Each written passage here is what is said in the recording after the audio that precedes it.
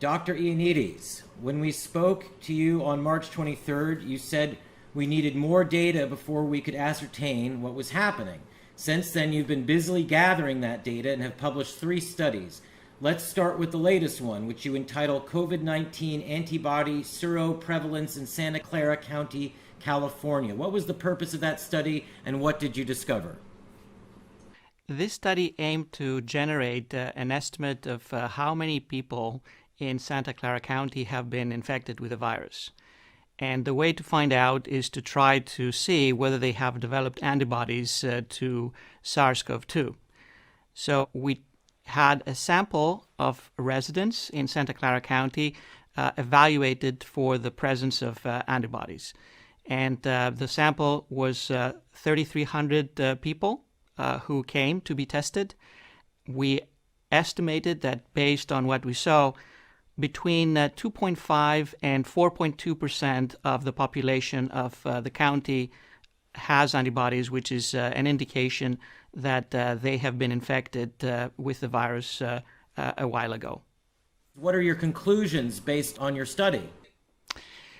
If you compare the numbers that we estimate to have been infected, which vary from 48,000 to 81,000, versus the number of documented cases that would correspond to the same time horizon around April 1st, when we had 956 cases documented in Santa Clara County, we realized that the number of infected people is somewhere between 50 and 85 times more compared to what we thought, compared to what had been documented. Immediately, that means that the infection fatality rate, the chance of dying, the probability of dying if you are infected, diminishes by 50 to 85-fold, because the denominator in the calculation becomes 50 to 85-fold bigger. If you take these numbers into account, they suggest that the infection fatality rate for this new coronavirus is likely to be in the same ballpark as seasonal influenza. Of course, there is still a little bit of uncertainty about the exact number, but it's clearly very different compared to the original thoughts or speculations or preliminary data that suggested a much, much higher infection fatality rate. Okay, just moving quickly through some of the other studies that you have done. Another study you published earlier this month is called Population COVID-19 Mortality Risk for Non-Elderly Individuals Overall and for Non-Elderly Individuals Without Underlying Conditions in Pandemic Centers. What did you study in this case, and what did you discover? This study was an effort to put together the evolving data sets from several countries and several states in the U.S., trying to understand how much bigger is the risk of people who are less than 65 years old versus older individuals, and also try to get some estimates of their absolute risk of dying during the COVID-19 pandemic. We also tried to see whether people who also did not have any underlying conditions were likely to die. You have seen in the news multiple stories about young people with no health problems who get severe outcomes and die, and many such cases are reverberating and obviously creating a sense of horror and panic. We wanted to see how frequent that is and how big is the exact risk of dying if you are at different age groups. The first major finding is that if you compare people who are less than 65 versus those who are above 65, there's a huge gradient of risk. The risk is about 70 times larger in those who are above 65, or equivalently 70-fold lower in those who are less than 65 in 8 European countries that we analyzed. And the risk gradient is a bit smaller. It is about 15-fold difference in the US, but still a very large difference. You can imagine what it means to have 15 times lower or higher risk of death. We also saw that the proportion of people who are less than 65 in terms of the overall pool of deaths accounted for anywhere between 5 and 9% of all deaths in European countries, and a somewhat larger percentage, ranging from 20 to 30% in some states in the United States that have started accumulating some data as the pandemic is maturing. We also try to estimate what is the absolute risk if you're less than 65, and we try to compare that against the risk of dying if you drive your car over a given distance.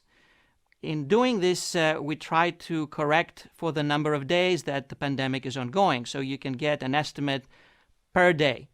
In many locations like Germany, the risk of dying from coronavirus until we did the analysis on April 4 is in the range of the risk of dying driving from home to work, or even less. In U.S., if you're under 65, if you're 65 or less, indeed. And with or without underlying conditions? With or without underlying conditions. In the U.S., where we have a larger share of people who are a bit younger compared to the European countries, that risk is higher. But still, it is not in the range that someone should really be afraid of dying. It is in the range of driving not from home to work. In the case of New York, of course, it's much higher. It's equivalent to the risk of a truck driver who has long shifts every day, driving for many, many hours. But still, this is something that some people do for a living. So I think that if you take that perspective and acknowledging for the fact that the epidemic is still evolving and we cannot be sure whether we will hit even higher peaks in the future, although this doesn't seem to be the case, at least for the European countries, and it seems to be that even in the US, in most states, we're very close to the peak, if not past the peak. The risk is something that should be manageable, as opposed to the panic and horror stories that are circulating about a risk that is amazing and completely beyond imagination to deal with. There was another aspect to the study we're discussing now, which is that people under 65 or under without underlying conditions have what risk? It seemed that you were saying it was negligible. Could you speak about that? People who are less than 65 and have no underlying conditions is extremely, extremely tiny. These people account for less than 1%. Actually, in many countries in Europe, less than 0.5% of all deaths that we see. And in the US, data that we have from New York suggests that they're a little bit over 1%, but not much so. So for someone who's less than 65 and has no underlying diseases, the risk is completely negligible. I think that we have to see whether we get additional data and we have a more granular view of some people who still do not have in-depth assessment of their medical records, but it seems that these deaths are extremely exceptional, very unlikely. And in a place like New York, it's slightly higher. And you said that's because there's a younger population, or I'm sorry, why is the risk higher in New York? In New York, the risk is substantially higher. And this is why I use the analogy of a truck driver who is driving long shifts on a daily basis. We have to wait and see how the data from New York City mature, though, because they're really an outlier compared to any other place in the country and even any other place in the world. We clearly have a very large number of deaths in New York City. There is some contentious issue about what exactly should count as a COVID-19 death. For example, in the last few days, we have seen a very large number of probable COVID-19 deaths being added to the figures. And these are deaths where we have not documented with laboratory testing the presence of the virus. So they're pretty presumptive in terms of whether these are deaths that were caused by COVID-19. COVID-19 was present, but not really a key player in the demise of the patient. So I think we need to wait and see some mature data on what exactly the contribution of the virus has been in different deaths that we have documented. In Italy, where we have some more mature data, we see that close to 99% of people have underlying diseases, actually, in most cases, multiple underlying diseases and underlying causes that could also have led them to death.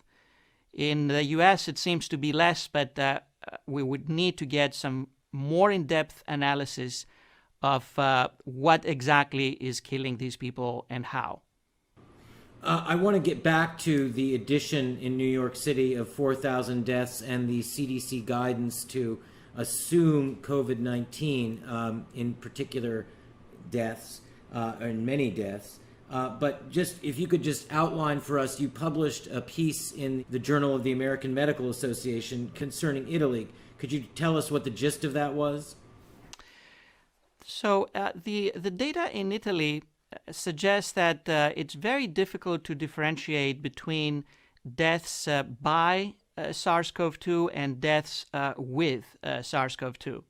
Since we had close to 99% of people dying have other causes that may have contributed to their demise, it's very difficult to dissociate and say that these people specifically died because they were infected.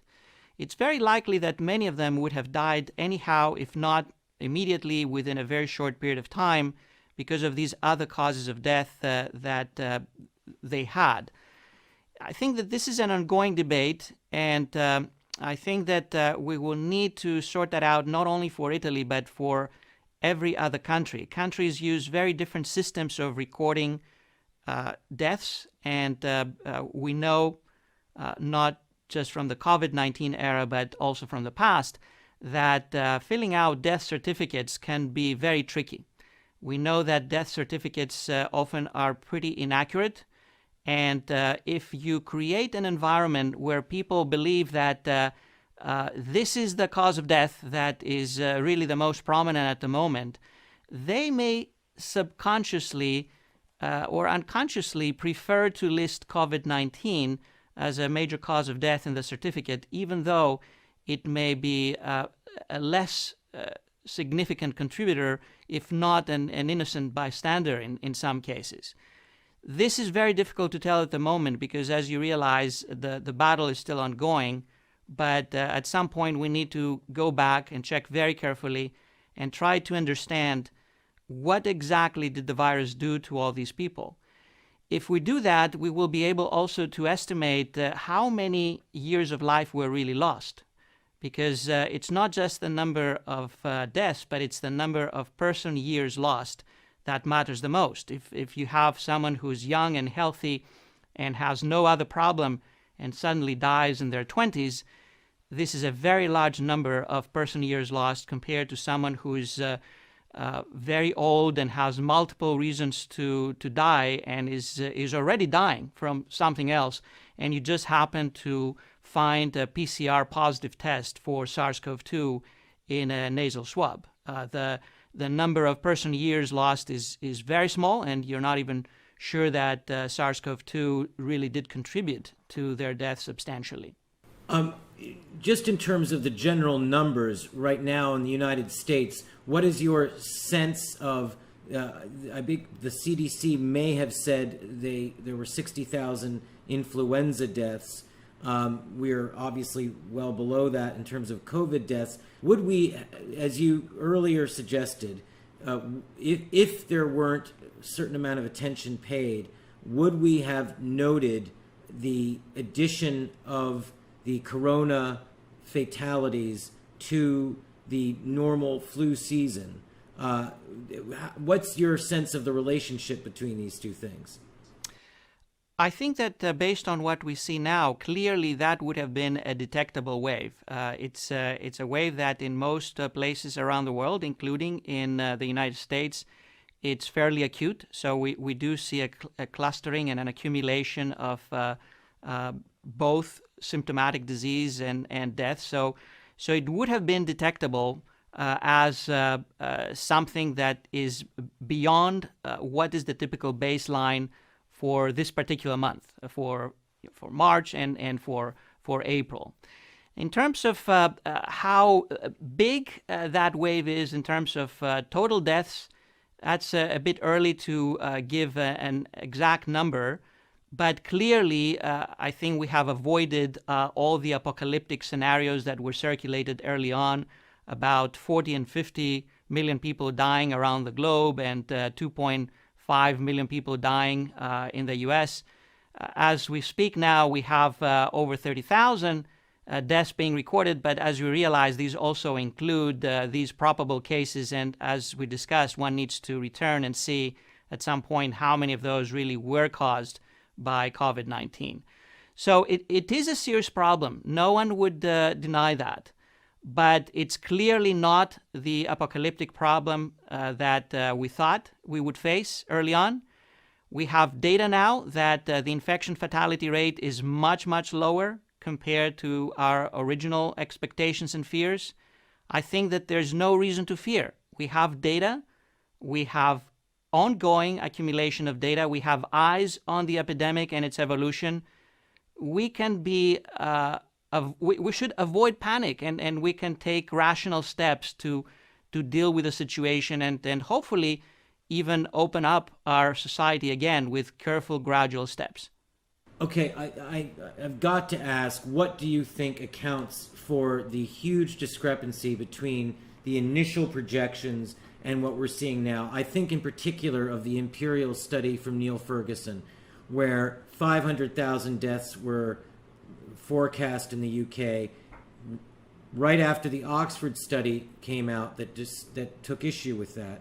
He changed his forecast to 20,000 or under, but said that this was due to 1 day's worth of, there had been 1 day's worth of social distancing. He said this was due to the social distancing measures.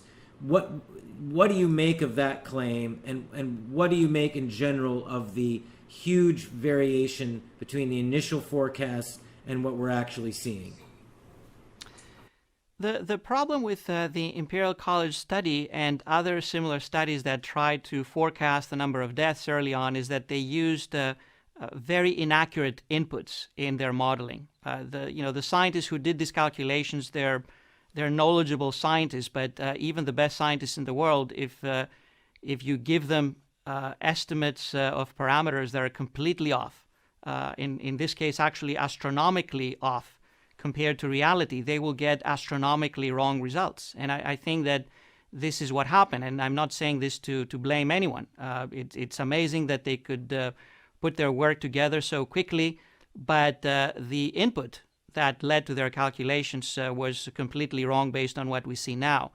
In their subsequent efforts, they tried to decrease some of these estimates to more meaningful numbers, and then the question becomes whether these massive decreases versus the original estimates are due to measures or due to correction of some of these wrong estimates that were used as input in the beginning.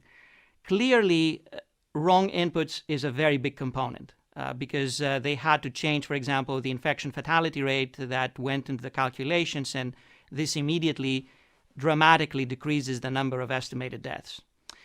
How big is the contribution of social distancing measures? I think that this remains an open question, and we need to accumulate the full picture of what happened in different countries before we can tell what exactly social distancing did for us, and even more so, what different aspects of social distancing achieved. Within the bag of social distancing, there's a very large number of different measures, like, for example, school closures, or closing shops, or avoiding mass gatherings, or avoiding travel, or avoiding people getting together, and if so, what is the threshold of avoidance? Do you set it at not allowing more than 2 people to get together, more than 3 people, more than 50 people, or what? Each one of these measures, I think, could have different connotations and could have different effectiveness in the field. I think that just saying that measures worked is very, very poor statement. It's an overgeneralization, and I think that we need to scrutinize very carefully which one of these measures worked, which ones did not work, and which actually may have done some harm. In principle, I think that we should not blame anyone for just acting ferociously and aggressively and saying shelter in place immediately. We just don't know what's going on. It was a very sound approach, but now we can be a bit more thorough, a bit more exact. For example, school closures. The evidence that we have suggests that maybe school closures decrease deaths by about 1/50, like 2%. In relative terms, which is a very small number. Again, this is preliminary knowledge and it needs to be vetted and examined in more depth. But if really the benefit from school closure, especially kindergarten and elementary school and even middle school, is so tiny, and the consequences, the adverse consequences from closing schools are far bigger in terms of many other consequences that could also translate down the road to death equivalents. If you destroy society and the economy, you are likely to pay that in deaths among citizens. And I think that I really worry also that with many of the measures that we're taking, we might be creating armies of unemployed people without health insurance. We may be creating more homeless people. We may be creating people who are disadvantaged, and in the setting of a pandemic, they will become easy victims while we are sitting in our nice houses. Doctor, I know you are diplomatic to a fault and very kind to your colleagues, but people have been asking me to ask you, how could very smart people at the WHO, Imperial College, etc., make such an excessive mistake? It just seems this order of magnitude's mistake. Is there any possibility that it's not just a dumb mistake? I mean, could they really just been that truly, deeply, profoundly wrong with such horrible consequences? Unfortunately, yes. And I think that we should not see that as evidence that science is failing or that even these scientists have failed. These scientists who created these models, they worked under extremely stressful conditions with extremely limited evidence. And when you have stressful conditions and very limited evidence, the default option is to assume the worst and try to protect people from the worst. So I think that this is what they did. I don't think that we should say that they were bad scientists. They got it astronomically wrong. I think that that's indeed the case. But science got it right eventually, and it got it right pretty quickly, I would say, under the circumstances and under such a situation of panic and chaos. So I think that we should remain cognizant of the power of science, of self-correcting itself, of getting things to be correct eventually and hopefully pretty soon, and really being the best thing that has happened to humankind. I think that science is the best thing that we have as humans to guide us. We just need better and more accurate science. I'm a believer. I'm with you, doctor. But here's the thing. Unfortunately, you have been a corrective force, and many other epidemiologists and doctors. But to this day, the Trump administration, and I won't make a distinction between the Trump administration and Fauci and Dr. Birx, they are suggesting that, as is Neil Ferguson, that if we had not social distanced, we would in fact have seen 2 million deaths. Does in the United States, does your work suggest that the case fatality ratio with or without social distancing would mean that that was not the case? Does that what your serology study in California teaches us? Both our serology study in California and several other studies that have started releasing some information about rates of infected people that are also very high in different locations around the world suggest that the infection fatality rate is very, very low. So these scenarios of 40 million deaths in the world and 2+ million deaths in the U.S. By doing nothing are science fiction at the moment. I cannot describe them in any other terms. This does not mean that social distancing did not have any benefit. I think we have to be very cautious and we have to revisit each one of the components of social distancing to see which of these components worked and perhaps which of these components actually created some harm. We just need to remain calm. It's not time to blame each other. It's not time to say, I was right, you were wrong. I'm sure that I make mistakes day and night. I'm a scientist. I make mistakes, and I'm just trying to correct them. I'm just trying to get better data. And next time we speak, if I have better data and these suggest that I was wrong in any of my statements, I'd be very happy to acknowledge that. We just to be open, we need to be transparent, we need to trust science, and we need to move forward and reopen our world carefully, cautiously, but in a data-driven mode. Please describe the strategy chosen by Sweden, and what is it telling us now? Sweden was one of the countries that chose a less restrictive approach. It kept much of its society and of its economy open. It allowed most schools, kindergarten and elementary school and middle school to be open. It kept most shops open and bars and restaurants, although with some modest restrictions. It also allowed people to get together but not exceed a limit of 50 people.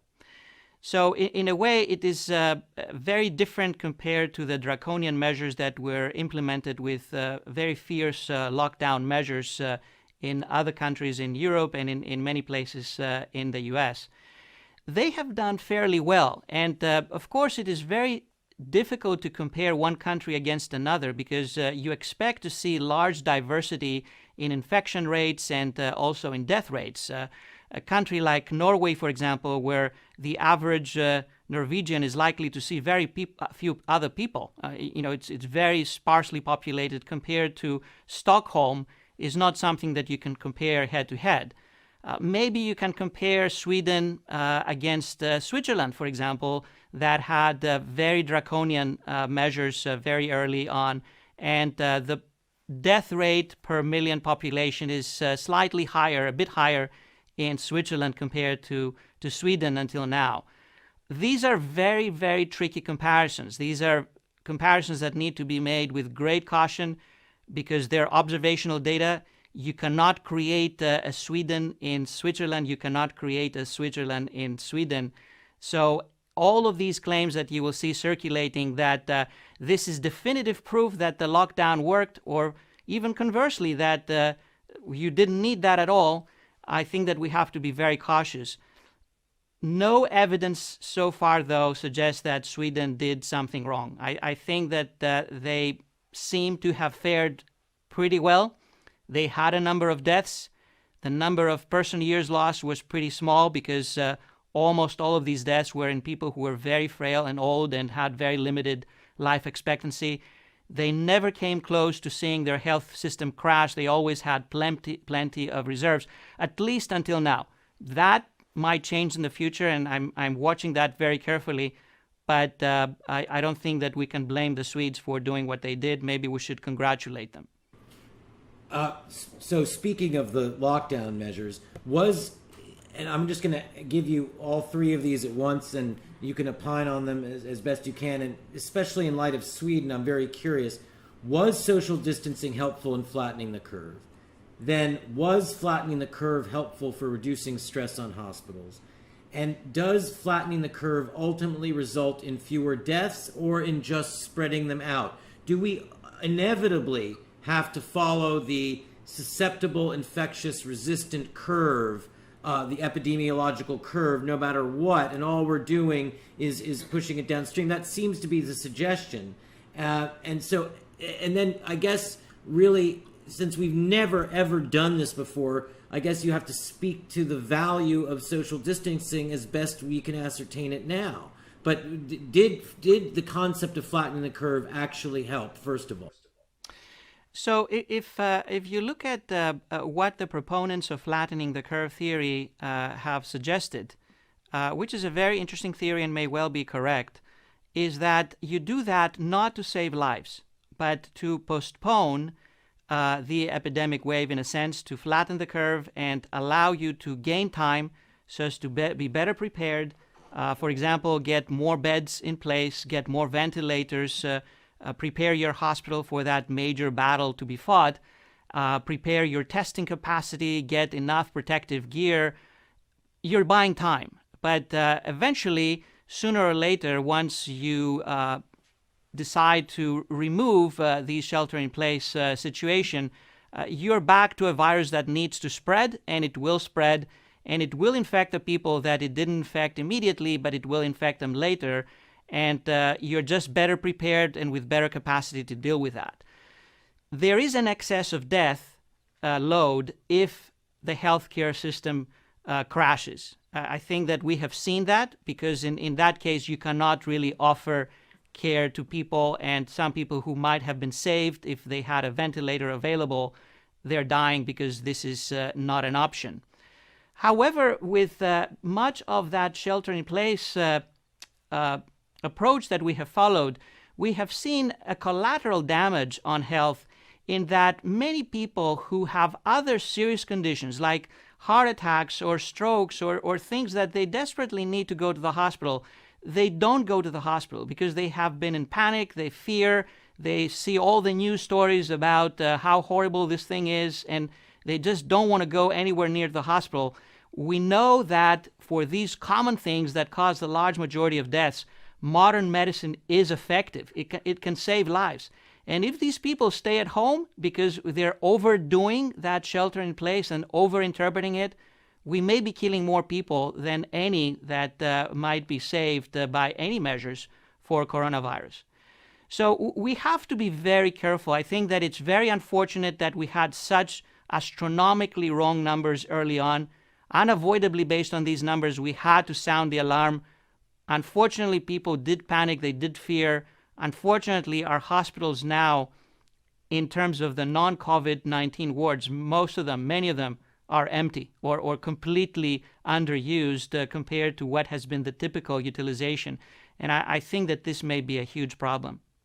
Now, your study, and this is the headline for me, your study, and I know you need to replicate this, I know it needs to be peer-reviewed, I know it's early days, but your study has essentially shown that this thing is the case fatality rate is the same as seasonal flu.